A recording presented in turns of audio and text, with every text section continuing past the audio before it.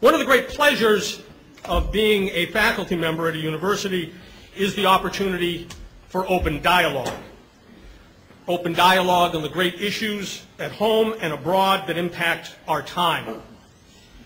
We expect and we relish spirited discussion during such occasions, but we also have the highest expectation for civility and respect. It is no secret that UC Irvine is a hot spot when it comes to Israel.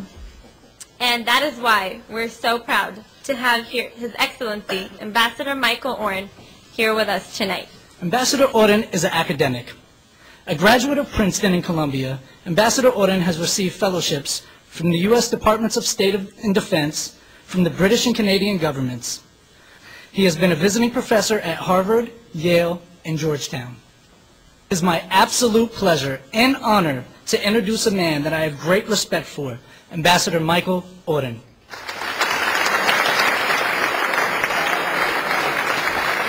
Thank you all, Shalom. It is a great delight to be back at UCI. I spoke here about 5-6 years ago to a somewhat smaller gathering.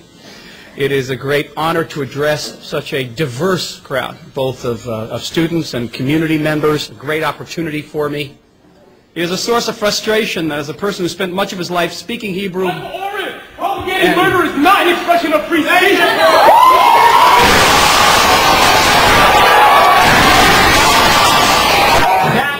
That violates a number of rules that we have at the university. Having one person do it is fine. Get it out of your system. But we're going to be polite and courteous to our guests.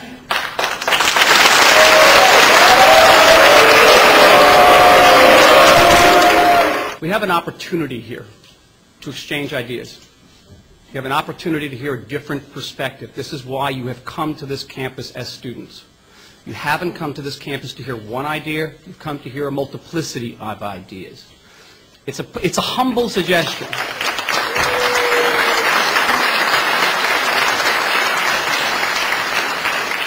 It is one of the inestimable values of education in this country, that you have that opportunity. Don't squander the opportunity. Israel, you know him. Guilty of 101 U.S.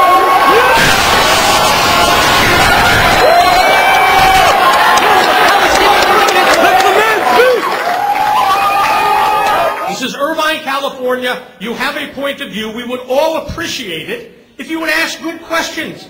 And as the person who's going to call on people, I guarantee that if you raise your hand, I will allow you to ask a question when the ambassador has finished speaking. Ambassador?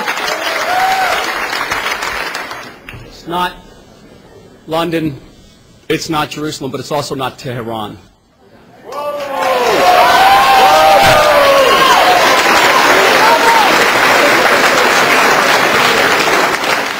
And so, the foreign minister, not known for being queasy, looks at me and says, "Oy, are you going to have a hard job?"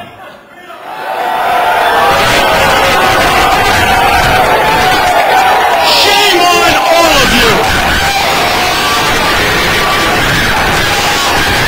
All you did today was embarrass yourself and the university.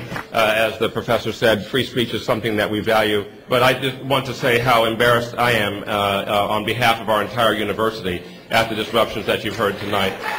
Any student that has to be removed from this room because they are violating that code of conduct is going to be subject to disciplinary proceedings by the appropriate procedures on this campus.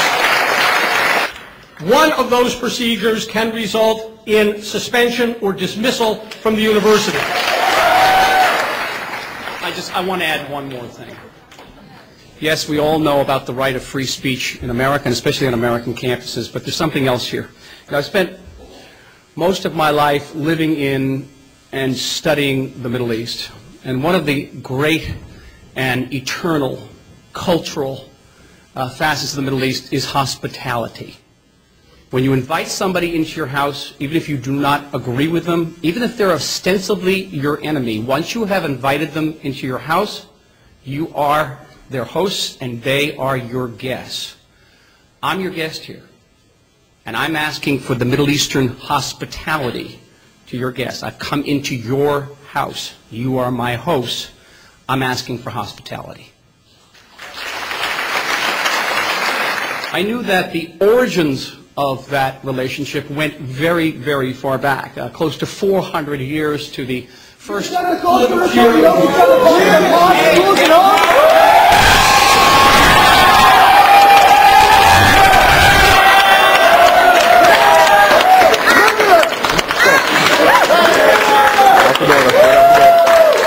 And many of these founding mothers and fathers concluded that to be good Americans, it was their divinely ordained duty to help the old Jews get back.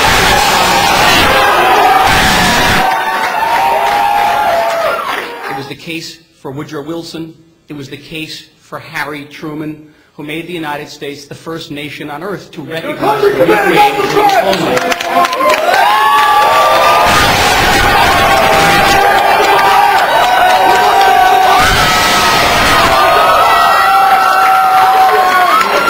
The U.S.'s relationship is the most multifaceted, multi-layered, deepest alliance this country has had with any foreign nation in its post-World War II period.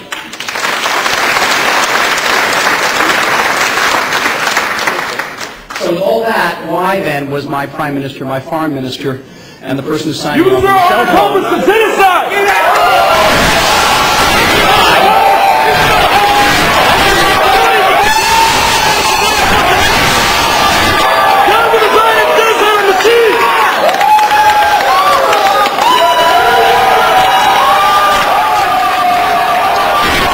The individuals who are leaving the office, leaving the room, Chief Hennessy, are also being arrested.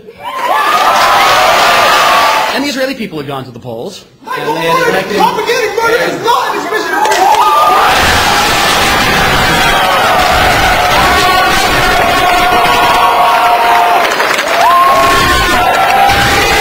an attempt to induce by diplomatic means the Iranian regime to suspend the enrichment of uranium on their soil, to suspend what we all believe was an Iranian intention to create nuclear weapons that could threaten Israel and the entire Middle East. We were concerned about this.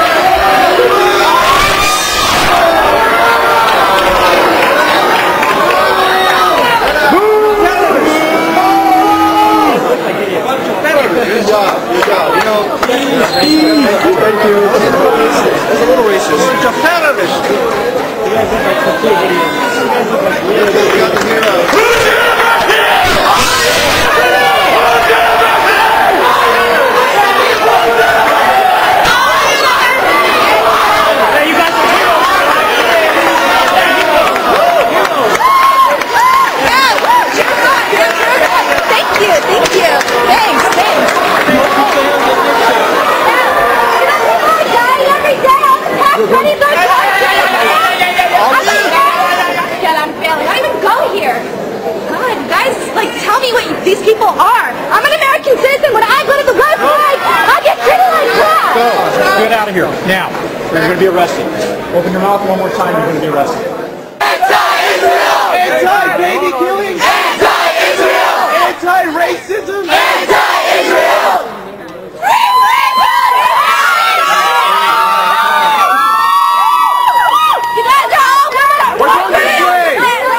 I know that you're going to think this is strange, but I really wish they had stayed.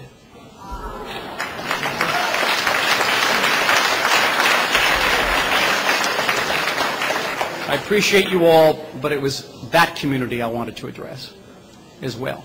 Important that they hear, as I listen to them in Washington.